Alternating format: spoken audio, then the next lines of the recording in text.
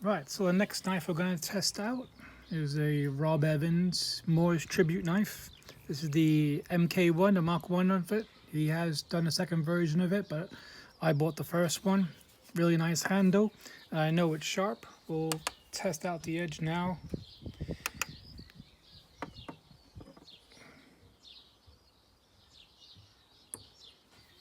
So 175 is the edge at the moment.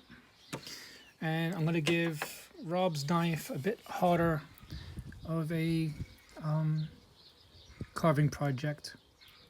I think his knife can handle it. So we're going to do this out of a 2x4 and see how his edge holds up. So here we are. This piece was a bit of a pain in the ass to cut out. I made it too close together, so I won't do that again. But all these cuts are just with the Rob Evans knife. So I'm starting with this one and then I'll do that one. But it's going well so far, no issues. The tip's really good. But yeah, so I'll do another video once we're finished this, and we'll do the edge test again. Alright, so full disclosure, I went too far into that one and popped off this heart. I should have made a bit more of an extension before I did the heart on this one, but live and learn. Glued it on, working on that one still, and then I'll have this one to do next. So at the moment, the edge looks like this. Still sharp, no problems. I have also been doing some extra stuff like making some toggles and stuff, and then I also trimmed the back of this one with offset, so it's getting more work than the rest of the knives at the moment. But I just need to finish this one and I'll get back to you guys. But again, the edge, it's getting worked on a lot, especially the tip. So looks so good. So I had to stop what I was doing because I needed to make a few toggles for a little project. Some have 2 holes, some have 1 hole. So I made loads. But if you look at Rob's knife, it is getting a lot of use out of it, and it's still really, really sharp. So I'm going to work on this one now. That one I'm going to finish in a little bit, but the part I glued on stayed. So all those toggles are done. So I'm going to worry about those. So I'm going to start working on this now. But I just want to mention one little bit about this. Just wanted to mention something. The sharpness on this that we started from and tested isn't the out-of-box sharpness, because this was one of my sharpest knives ever out of the box. So I don't want to take away from that.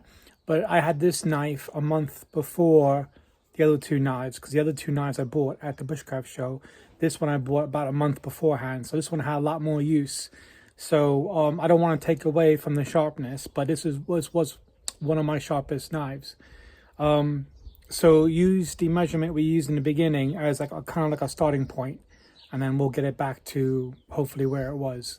But I just want to throw that little bit in there just so that this knife doesn't look like it wasn't sharp. It's really sharp, this one.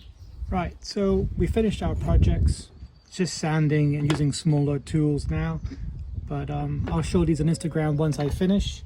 So let's just see what the sharpness is like. Remember, it was 175 grams when we started. Again, it's on 0. So let's have a quick look. So 175, which means that this hasn't gotten any duller with me making these 2 out of 2x4s, all those toggles I made, and whatever else I used this for since I started this project, which is amazing.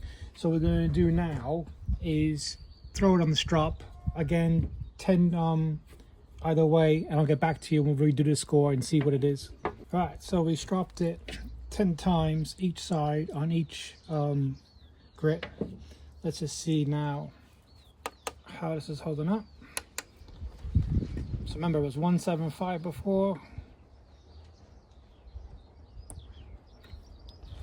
So 125. Now, considering 100 is a razor blade, 125 is awesome. And again, that's Beaver Bushcraft, their diamond gel, bringing something down by 50 grams. I believe that's the second knife now that's done it to. So definitely go check out Beaver Bushcraft. like I said in the last video, I bought this 4-sided strap. I just put the 3 compounds that they have on there, those diamond gels on it, and it works great. So go check them out. But yeah, let me give you the final thoughts on this one. Right, so final thoughts. Handle is very good. Good size my hand.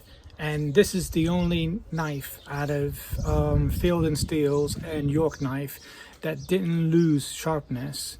And this knife has done 3 times the carving, because I did use a large piece for these and all those toggles and whatever else I did for this one. And also this one's been used a month longer than the other 2, so that's really good. So good job, Rob.